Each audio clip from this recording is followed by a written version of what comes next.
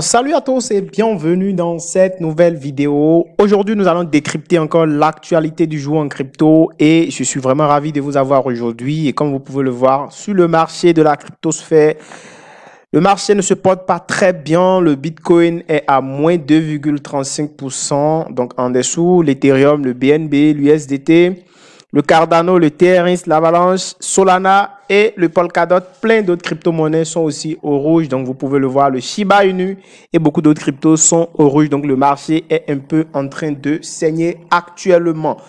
J'espère que ce contenu vous intéresse. Si tel est le cas, n'hésitez donc pas à vous abonner à la chaîne parce que dans cette vidéo, nous allons décrypter toute l'actualité de la cryptosphère et je vais vous parler dans cette vidéo des grosses scams, des gros projets qui ont scammé. Franchement, restez connectés pour ne rien rater et il y a également de très bonnes informations qui vont améliorer les choses dans les prochains jours qui pourront être meilleures pour la cryptosphère. Alors, nous commençons directement. Nous allons commencer directement par une information qui concerne donc le fondateur du Terra Luna, donc Do Kwon, comme vous le connaissez. Il a été donc arrêté l'autre fois et on vous l'avait dit. Donc du coup, il est dans le collimateur sud-coréen, d'accord, après l'arrestation de Do Kwon, sud-coréen après l'arrestation de son propriétaire. Et ça, vous savez très bien que c'est lui qui a donc cette fondation-là, donc cette fondation Terra Luna, et la fondation Terra Luna a entraîné l'effondrement de toutes les crypto-monnaies rattachées à cet écosystème en 2022. Et donc, vous savez très bien que cela a fait perdre des milliards de francs aux investisseurs et jusqu'à aujourd'hui, on est en train de chercher donc à comprendre cela. Et donc, pour ce fait, il a été arrêté, comme je vous l'avais dit la dernière fois, au Monténégro. Et actuellement, c'est bien sûr le tour de son pays natal, la Corée du Sud, de pouvoir le poursuivre pour avoir plus d'informations parce que beaucoup de personnes ont saigné. Et vous pouvez le voir ici, cette information nous est fournie donc par Cointelegraph. Nous allons continuer directement et nous allons parler des banques qui vont s'ouvrir à nouveau, qui vont rouvrir à nouveau. Alors, les semaines précédentes, nous avons parlé d'un effondrement de la cryptosphère suite à la fermeture, donc des banques de la Silicon Valley. Vous étiez bien sûr informé de cela. Ça a entraîné l'effondrement et un gros bruit dans la cryptosphère. Aujourd'hui, en fait, ces banques en faillite sont en train d'être rachetées par une autre succursale, par une autre banque qui s'appelle donc First Citizen, qui veut donc s'emparer donc de la Silicon Valley Bank. Donc, les succursales qui sont dans cette banque vont s'ouvrir et vous pouvez le voir. Alors, cette ouverture des différentes banques de cette succursale vont certainement redonner de l'énergie et permettre donc à la cryptosphère de se relever probablement. Donc, environ 90 milliards de dollars en titres et en actifs resteront donc sous séquestre pour cession à la FDIC.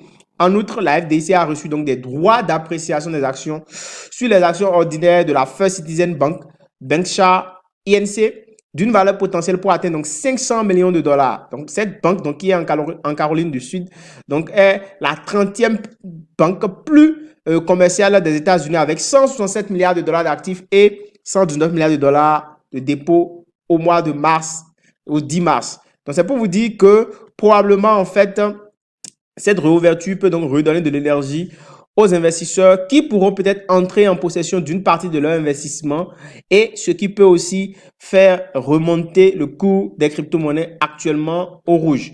Nous allons maintenant parler de CZ, le propriétaire de Binance, qui est poursuivi et vous le savez très bien, le propriétaire de Binance est poursuivi par la CFTC pour violation de la réglementation américaine. Vous savez que tout ce qui concerne la crypto-monnaie est aujourd'hui traqué et donc je ne sais pas pourquoi, mais tout est traqué et les gens sont en fait en train de poursuivre tout ce qui concerne la cryptosphère aujourd'hui. Et c'est le cas maintenant de CZ qui est traqué pour violation commerciale selon un rapport de Bloomberg. Alors, cette poursuite a été déposée, d'accord, devant le tribunal de district américain du district du nord de l'Illinois. Et donc, CZ va donc devoir comparaître ou bien va répondre à certaines questions. Alors, selon la CFC Bank, Binance n'a pas respecté ses obligations réglementaires en ne s'enregistrant pas correctement auprès du régulateur des produits dérivés. Donc, l'échange de crypto-monnaies fait donc l'objet d'une enquête de la CFC depuis 2021. L'échange a reconnu en février qu'il ferait probablement l'objet de mesures réglementaires aux États-Unis et travaille déjà avec les régulateurs. Donc, Binance prend déjà des précautions pour contrecarrer cette attaque. Comme vous le savez, tout ce qui concerne la crypto-monnaie, la SEC, la Fed et toutes ces fédérations-là qui régulent les marchés au niveau, les banques et tout, sont à la traque de tout ce qui concerne la crypto-monnaie. On va suivre donc l'information et on verra la suite de ce qui va se passer. Est-ce que Binance va être attaqué? Est-ce que Binance va s'effondrer? Nous n'avons pas encore les informations pour confirmer cela. Alors maintenant, abordons Polygon ZKEVM qui est ZKEVM Ethereum sur le réseau principal qui promet donc une réduction des coûts des transactions et une augmentation des débits de déploiement des contrats intelligents. Donc avec avec cet arsenal qui va être déployé maintenant sur le réseau Polygon, en fait, ça va permettre facilement de pouvoir faire des transactions, ça va réduire les frais sur les transactions et permettre à beaucoup de smart contracts aujourd'hui d'être greffés donc à ce réseau-là. Donc, c'est une façon de pouvoir vraiment faciliter les transactions en matière de crypto et le déploiement des smart contracts pour faciliter donc les échanges et apporter donc un plus à la cryptosphère. Donc, c'est vraiment un truc hyper intéressant qui pourra donc aider les investisseurs et les crypto enthousiastes aujourd'hui. Passons à l'information suivante. Nous allons parler maintenant d'une information qui concerne Hong Kong. Aujourd'hui, vous savez très bien que en Chine, tout ce qui concerne la crypto-monnaie est censuré. Et la nouvelle que nous avons eue aujourd'hui, c'est que à Hong Kong, il y a en fait des banques qui commencent maintenant pas s'intéresser à la crypto-monnaie et probablement ça pourra donc être élargi à d'autres banques et certainement que les mineurs de Bitcoin et tous les crypto-enthousiastes de la Chine pourront donc revenir. Certainement que la Chine va devenir encore un peu plus souple et permettre donc aux activités cryptographiques de reprendre. Ça, c'est une information que nous avons. Et pour finir, nous allons aborder les scams dans la cryptosphère. Alors, je vous présente 3 scams qui vraiment ont fait perdre de l'argent aux investisseurs crypto. Il s'agit donc de Coinbook, qui est un projet qui est greffé à la blockchain du Core DAO. Franchement, c'est une déception totale.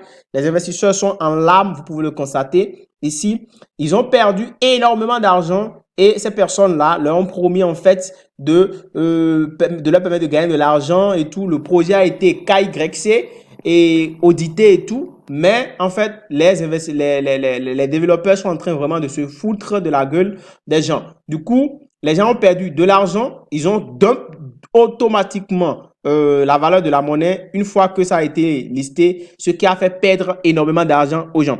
Ensuite, ils ont même bloqué la liquidité, ils ont bloqué donc les transactions et c'est impossible pour les investisseurs de pouvoir retirer. Ils ont fixé une date d'ouverture des transactions et ça, c'est un scam qui est courant dans la cryptosphère. Donc, c'est pour vous inviter à faire très attention à là où vous placez votre argent et en qui vous avez confiance. Vous pouvez voir le dump que ça a fait. C'est carrément fou. Comment on peut faire cet investissement et dump jusqu'à ce point? Regardez vous-même une monnaie qui était à 1 dollar environ. Regardez son dump aujourd'hui. C'est carrément de la merde. Les gens ont perdu totalement leur argent dans ces différents projets. Nous allons voir aussi un autre projet, Liquify, qui a aussi fait perdre énormément d'argent aux gens. C'est toujours un projet basé sur la blockchain de Core. Faites vraiment attention quand vous voulez investir.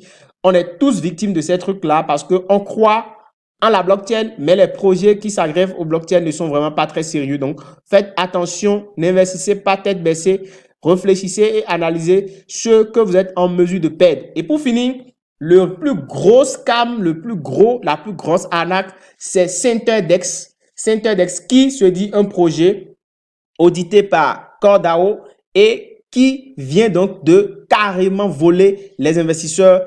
Impossible de retirer, impossible de réclamer même les tokens de la prévente, impossible de faire quoi que ce soit et vous êtes même incapable de répondre, d'écrire dans leur groupe Telegram parce qu'ils ont tellement tout corsé. Vous ne pouvez même pas vous plaindre quand vous vous plaignez, on vous bannit du groupe. Donc, il faut faire très attention à ces différents projets scam et n'investissez que sur des projets sûrs. Voilà donc, chers amis, j'espère que cette actualité du jour vous a intéressé. Soyez vigilants, sachez sur quoi investir. J'espère que vous avez compris. On se dit à très bientôt. Ciao, ciao.